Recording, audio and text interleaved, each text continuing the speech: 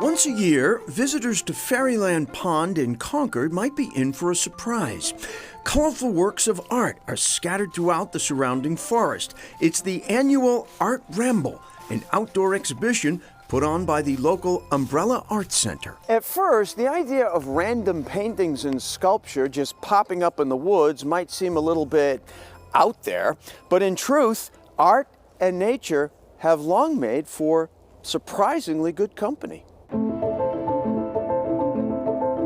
After all, just a mile away, art and nature have been happily engaged since 1950. So yeah, it's our calling card, and we showcase here over 50 large-scale sculptures and installations by regional, national, and international artists. No discussion of outdoor art in New England would be complete without a visit to the DeCordova Museum and Sculpture Park in Lincoln. Senior curator Sarah Montross. We are the largest outdoor sculpture park in the state of Massachusetts. In fact, the largest outdoor sculpture park across New England for public access.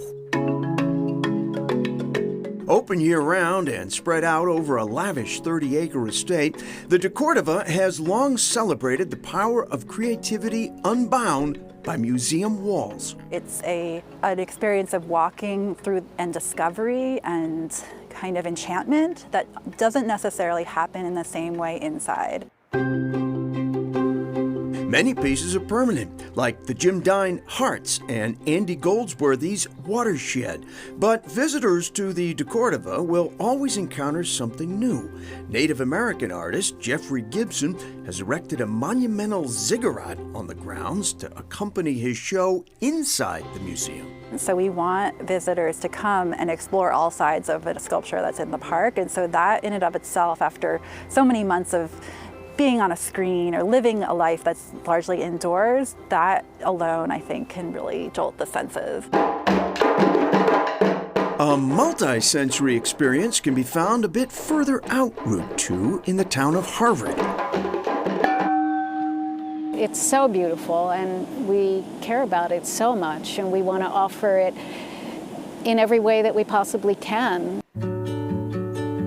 In 2001, sculptor Linda Hoffman, a mother of 3 and newly divorced, was looking to hit the reset button. She had the crazy idea to buy an abandoned orchard. No farming experience, no orcharding experience.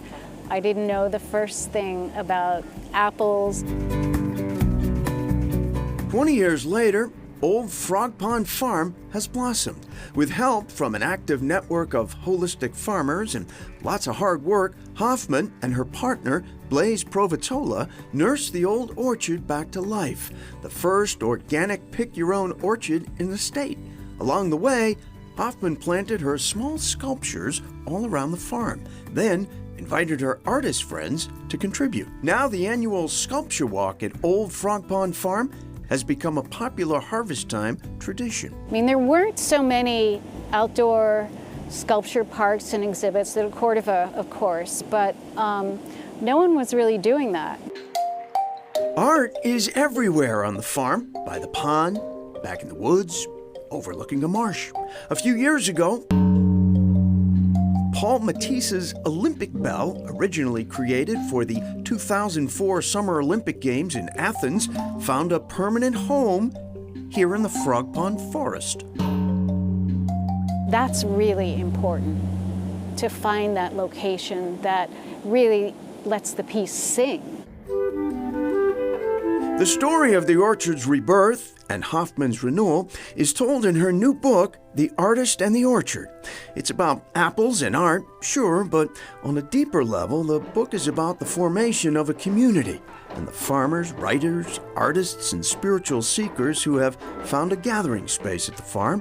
Hoffman and Provatola host regular drum circles, poetry readings, sacred fire ceremonies, and solstice celebrations. Agriculture, art, and community is really what we're about. And so if people have something they want to offer, we're open to it. As for what's ahead for Old Frog Pond Farm, Hoffman isn't much of a planner. Instead, trusting her intuitions. Let it grow organically. Meanwhile, over in Wellesley, a visitor to the Gardens at Elmbank might be excused for thinking they'd wandered into an asylum for phone zombies. But this is actually art, and there's more here than first meets the eye. That's really wild. Very intriguing, and to be continued. Back to Old Frog Pond Farm in Harvard. The orchard and sculpture walk have closed for the season, but there is always plenty of activity. The community around the farm does not go into hibernation.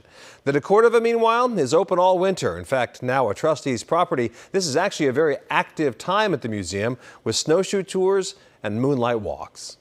Coming up, discovering a hidden secret.